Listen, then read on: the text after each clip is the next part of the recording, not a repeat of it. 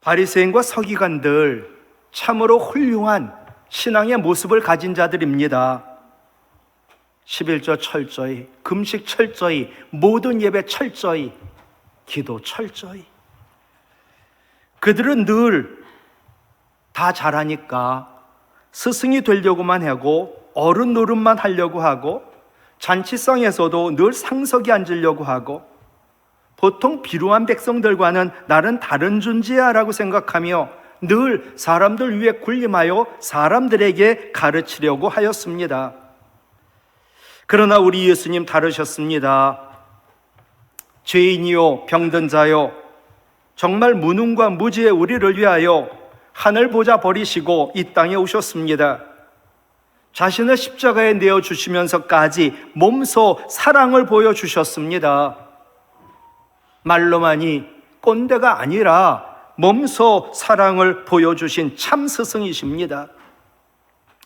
누가 참 스승일까? 너무나 자명합니다. 오늘은 스승의 주일, 완전하신 선생님인 예수님 말씀하십니다. 첫 번째, 나에게 겸손을 배우라. 예수님 오늘도 우리를 초청하셨지요. 28절 같이 읽을까요?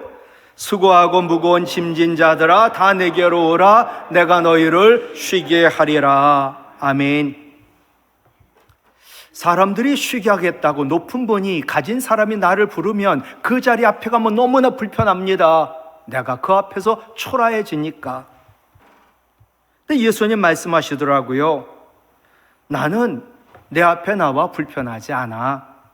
쉼을 얻을 수 있어. 이유가 뭔지 아냐? 나는 마음이 온유하고 겸손하기 때문이야. 이 뜻은 그거예요. 나는 마음에 온유함이 있다. 그리고 나는 너처럼 죄인이요 그리고 병든 자, 낮아짐이 있다. 나는 너희와 눈높이 맞추고 아니 그거보다 더 낫다. 그러니 나에게 오면 불편하지 않아. 주눅 들지 않아도 돼. 반드시 쉼이 있어. 온유라는 말은 친절하고 너그러운 태도지요. 따지고 잘못하고 부르기만 하면 이분이 나를 뭐라 또 책망할까. 만나고 싶지 않은 분들이 있어요. 저분이 도대체 무슨 말을 또 나한테 하지? 겸손은요, 낮아지는 거예요. 지위와 신분을 낮추는 비천함이에요. 일부러 자신을 낮추는 겸비예요. 예수님 자신에게 오는 자들을 향해서 모두 알지요. 병든 자, 창기의 죄인들, 그들을 향해 친절하고 너그럽게 그리고 자신을 낮추는 겸비한 마음을 가지셨습니다. 근데 누구든지 와라. 내 앞에서 마음이 평안해. 삶과 영육이 쉼을 얻을 수 있지. 그렇다면 예수님 왜 이 사실을 밝히셨을까? 우리가 아는 것처럼 예수님은 구약 때부터 고난받는 종으로 예언된 분이지요. 우리를 구원하기 위하여 오신 겸손한 메시아지요. 예수님 이 메시아로 오셨기 때문에 그 말씀하시는 거지요. 예수님은 둘입니다. 그 속성이 진실로 하나님 아들, 하나님이세요. 참 하나님. 반면에 예수님은 참 인간, 그런데 인간 가운데서 종이셨습니다. 높은 하늘 보좌 버리시고 천한 이 땅에 오신 예수님, 종의 흉내 맞는 게 아닙니다. 저분이 종처럼 나를 섬긴다고 하다가 갑자기 주인 되어가지고 나를 위하여 군림하면 어떡하나. 그런 분이 아니세요.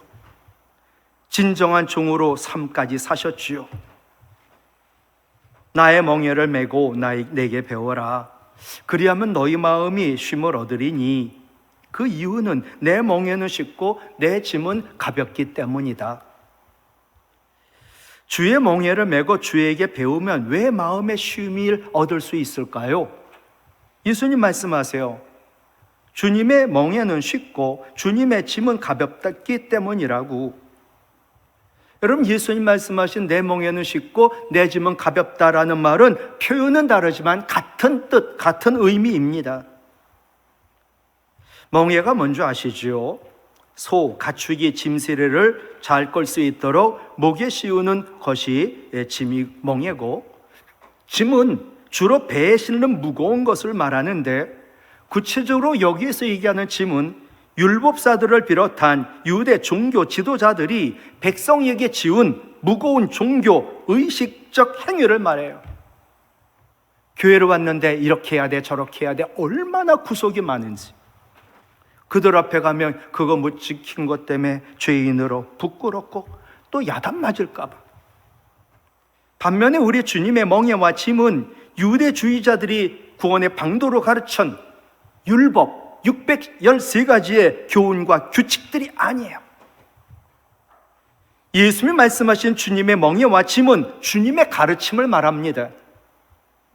그런데 우리 주님의 가르침의 핵심은 주님의 구속의 은혜에 근거한 믿음으로 말미암는 구원의 원리를 말합니다. 종교적 행위, 의식적 행위를 반드시 해야 되고 율법을 지켜야 되고 613가지의 규례와 규범을 지켜야지 구원받아. 자기들도 못하면서 우리도 못하게 만들고 구원받지 못하도록. 여러분, 구원이 뭡니까? 유대주의들이 강조한 율법, 또 613가지의 율법 조항을 지킴으로 얻는 게 아닙니다. 늘 말씀드리죠. 구원은요, 행위가 전혀 상관이 없어요. 근데 그들은 율법을 지키는 행위로 구원 얻는다고? 아니야. 하나님 은혜에 의하여 믿음으로 말미암아 얻는 게 선물, 그 선물이 구원이야. 그러므로 이 구원의 핵심을 담고 있는 주님의 멍에를 메고 주님의 짐을 지는 것은 결코 무겁거나 어려운 일이 아니야. 모든 율법 지키는 것보다는 주님의 말씀대로 믿고 하는 것이 훨씬 쉽고 가벼운 일이라는 거예요. 그럼 연약한 죄인인 우리로 하여금 어려운 율법을 지키지 않고도 구원을 쉽고 가볍게 얻도록, 즉 믿음으로 구원받게 하기 위하여 예수님 행하시는 겸손은 무엇일까요? 너무나 잘 아는 빌립보서 2장 6절로 8절이에요. 같이 읽지요.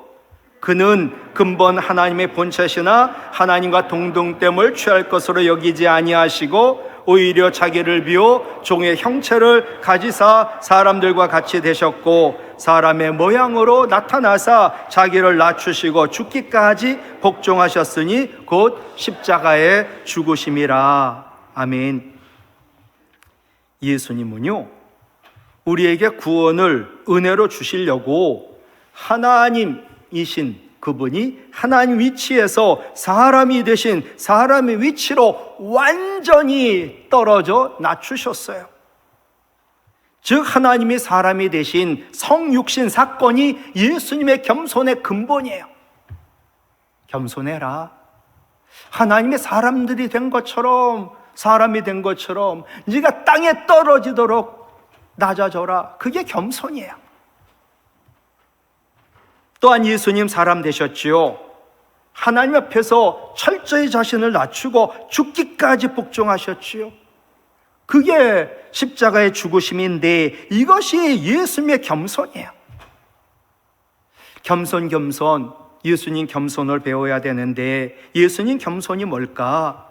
하나님 말씀에 대한 철저한 복종, 순종을 말해요. 야, 진짜 그 사람 겸손하다. 사람들 앞에 굽신굽신하고 그게 겸손이 아니라는 거예요. 낮아지고 하나님 말씀이면 절대로 복종하는 거, 그게 겸손이지요. 예수님 순종하시기 위하여 마지막 겟세마네 기도에서 자신을 내려놓습니다. 그리고 하나님 뜻을 따릅니다. 마태복음 26장 42절 내 아버지여 만일 내가 마시지 않고는 이 잔을 내게서 지나야 갈 수 없거든. 같이 읽을까요? 아버지의 원대로 뜻대로 되기를 원하나이다. 아멘. 이게 예수님의 겸손이죠. 여러분, 예수님 겸손은요, 예수님 겸손을 배우라고 뭔지를 알아야 배울 거 아닙니까? 예수님 겸손은 본질적인 차원에서 하나님의 사람이 된 낮아진 성육신이에요. 낮아져야지요. 또 참 인간이 되셔서 하나님 앞에서 철저히 말씀에 복종, 순종하셨어요. 이게 예수님의 겸손이에요. 이제 사람 되셔가지고 사람과의 관계에서는 나를 희생하며 상대방에게 유익을 주는 섬김을 하셨는데, 이게 바로 예수님의 겸손이에요. 그 사람 겸손하다고. 섬김이 없어요. 그건 겸손이 아니에요. 마태복음 20장 28절, 마가복음 10장 45절 같이 외울까요? 인자가 온 것은 섬김을 받으려 함이 아니라 도리어 섬기려 하고 자기 목숨을 많은 사람의 대속물로 주려 함이니라. 아멘. 예. 섬기며 자기 목숨을 내어 주신 거예요. 앤드류 모레이, 사랑은 겸손의 뿌리에서 피어나는 꽃이다. 내가 겸손해가지고 섬기잖아요. 그렇게 되면 거기에서 사랑이 피어나요. 겸손의 뿌리에서 섬김이 나오고, 이 섬김이 자라가지고 사랑으로 꽃을 피는 거예요. 사랑이 집에서도, 교회에서도, 가정, 직장에서도 어디선 내가 겸손으로 섬겨올 때 사랑으로 꽃이 피는 가정, 교회, 직장이 되는 거지요. 예수님 겸손을 배우시기 바래요. 예수님처럼 낮아질 대로 낮아지고 하나님 말씀에 절대로 순종 복종하고, 그리고 나를 희생하고 남에게 유익을 주며 이웃을 섬기면 그것이 사랑이요, 사랑이 꽃피는 줄로 믿습니다.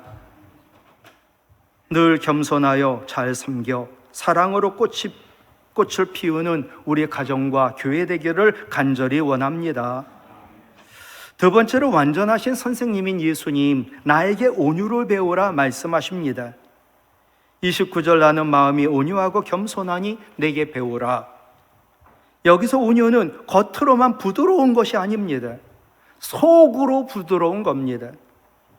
근데 사람은 이것이 안 됩니다. 겉으로 부드러울 수는 있지요. 그것을 우리는 온순이라고 말합니다. 온순과 온유 전혀 다릅니다. 누구나 겉으로 부드러울 수는 있습니다. 참 그 사람 온순하다고. 그러나 속까지 부드럽기는 쉽지가 않습니다. 이유는 하나, 우리 안에 있는 죄 때문입니다. 죄가 뭘까요? 우리 마음속에 있는 나쁜 것이 있는 것, 그게 죄입니다. 사람은 정도 차이지 다 똑같습니다. 다 우리 속에 교만이 있고, 다 이기심이 있고, 다 자존심이 있고, 다 탐심이 있고, 그리고 욕망과 정욕이 다 있습니다. 이것이 우리 속에 가득 차 있기 때문에 속까지 부드러워지는 온유는 쉽지가 않습니다. 온유는 하나님 성품이요, 하나님이 지니신 하나님의 본마음입니다. 하나님 얼마나 온유한 분이신지 성경에는 많이 나와 있습니다. 하나님 가장 죄를 싫어하시지요. 그래서 죄에 대하여 심판하십니다. 그런데 죄 지었다고 다 심판한다면 망할 겁니다. 근데 죄를 지었다고 다 망하게 하지는 않으십니다. 성경 너무나 많고 아브라함 얘기부터 쭉 얘기할 수 있는데, 죄가 만연했던 사사시대를 보면 세상의 이스라엘 백성들이 바알 신을 섬기고 하나님을 잊어버렸습니다. 하나님 진노하셔가지고 적을 통하여 그들을 치셨습니다. 그러면 또 잘못했다고 잘못했다고 회개하니 또 은혜를 베풀어 그들에게 또 사사를 주십니다. 그러기를 똑같이 13번이나 같은 죄를 반복합니다. 사사기 3장 12절 한 곳이에요. 이스라엘 자손들, 이스라엘 백성들이 여호와 하나님 눈앞에서 또 악을 행했다. 13번이나 반복합니다. 나 같으면 가만두지 않았을 텐데 하나님 다르십니다. 이 상황에서도 끝까지 온유하시더라고요. 여러분, 하나님은 한번 뜻을 정하면 절대 바꾸시지 않으시는데, 성경을 보면 하나님이 8번이나 뜻을 바꾸셨습니다. 그 중에 하나가, 모세가 십계명 받으러 시내산 올라가고 모세 안 내려오니까 모세 죽었나 보다, 하나님 안 계신가 보다. 시내산 밑에서 아론을 중심으로 금송아지 만들어 섬기는 겁니다. 하나님 그걸 보고 진노하셨습니다. 모세 보고 내가 저들을 진멸하겠다. 그리고 또 새로운 백성을 너에게 주겠다. 그런데 모세는 지도자입니다. 목숨 걸고 간절히 기도했습니다. 그랬더니 하나님 뜻을 돌이켜 이스라엘 백성들을 살려주셨습니다. 사람이 뜻을 정했다가 뜻을 돌이키면 그 사람 뜻이 완전하지 않았다는 걸 의미하는 것이 아닌가요? 그럼 하나님이 뜻을 정했다가 돌이키셨다면 하나님의 뜻도 불완전하다는 말인가요? 전혀 아닙니다. 여러분, 이스라엘 백성들이 금송아지 섬긴 게 잘한 일인가요? 죄를 지은 그들을 멸하시겠다는 하나님의 뜻이 잘못된 건가요? 절대로 아닙니다. 그럼에도 불구하고 하나님은 왜 자신의 뜻을 정했다가 바꾸셨을까? 완전하신 하나님이 앞도 내다보지 못하고 왜 뜻을 돌이킴으로 자신이 불완전하다는 것처럼 사람들에게 드러내셨을까? 도대체 그 이유가 무엇일까? 이유는 하나입니다. 하나님은 온유하시기 때문입니다.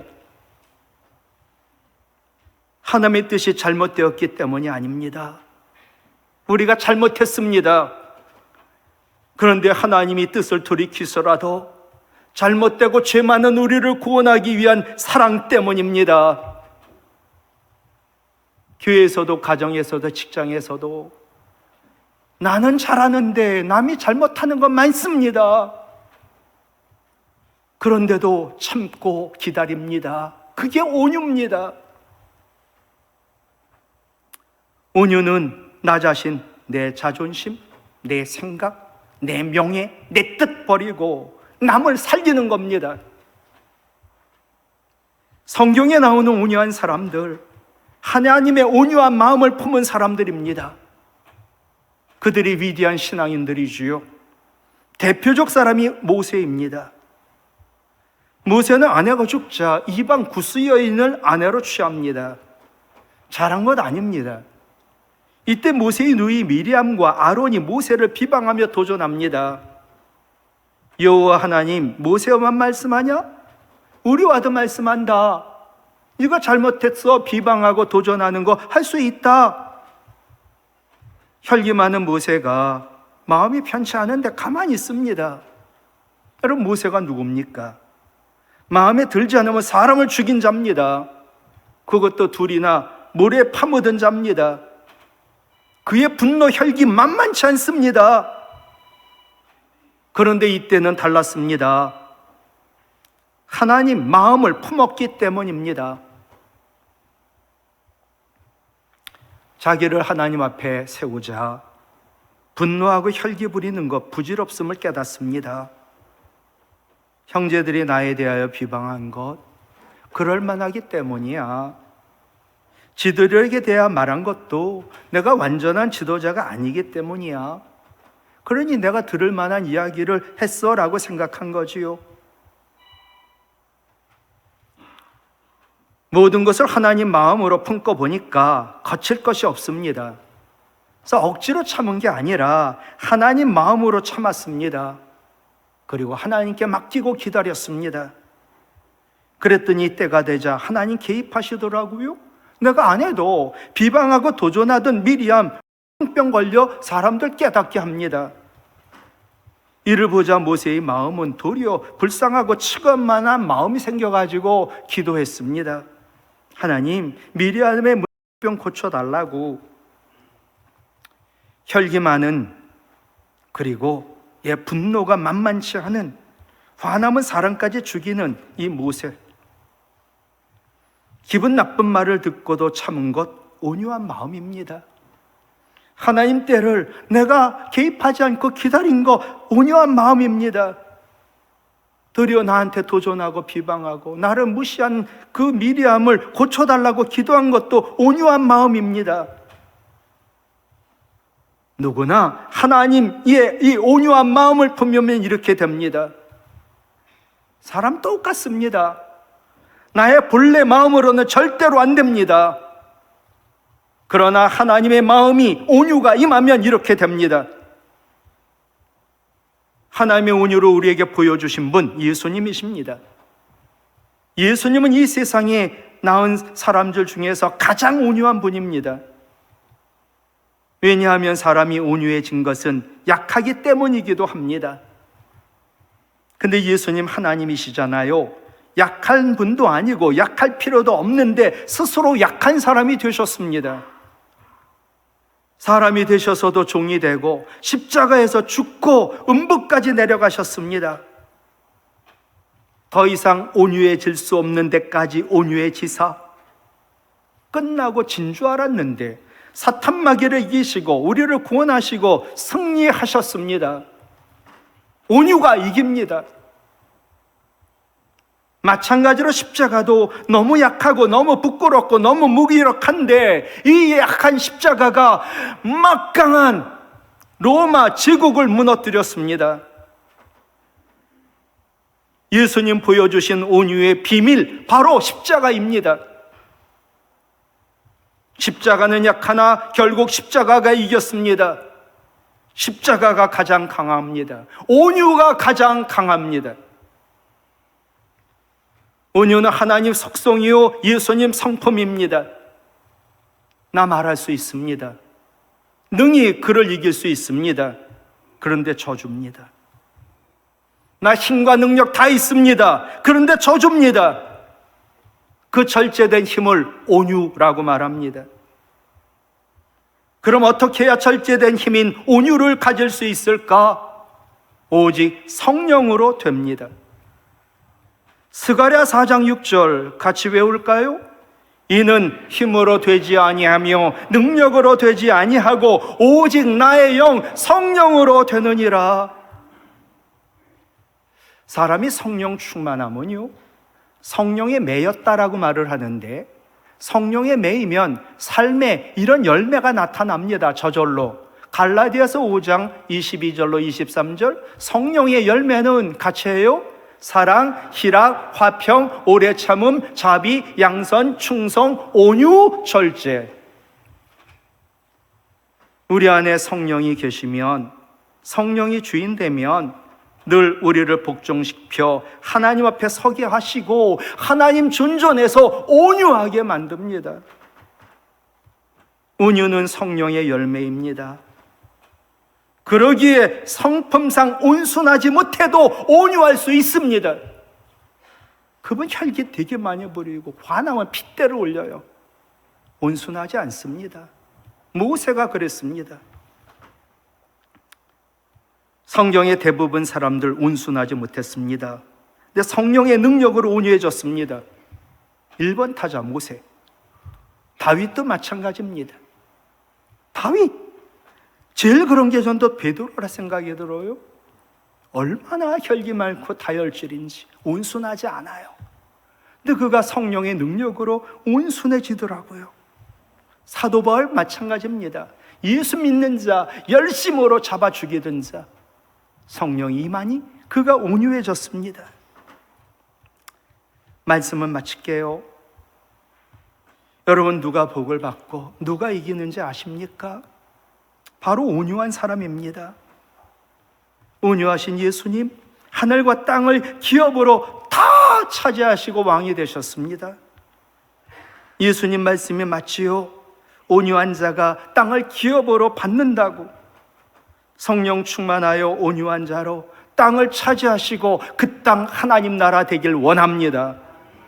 잘 섬기는 겸손한 자, 성령 충만하여 온유한 자, 예수님께 배워 늘 세상을 구원하고 늘 이기고 승리하시기를 주님의 이름으로 부탁을 드립니다.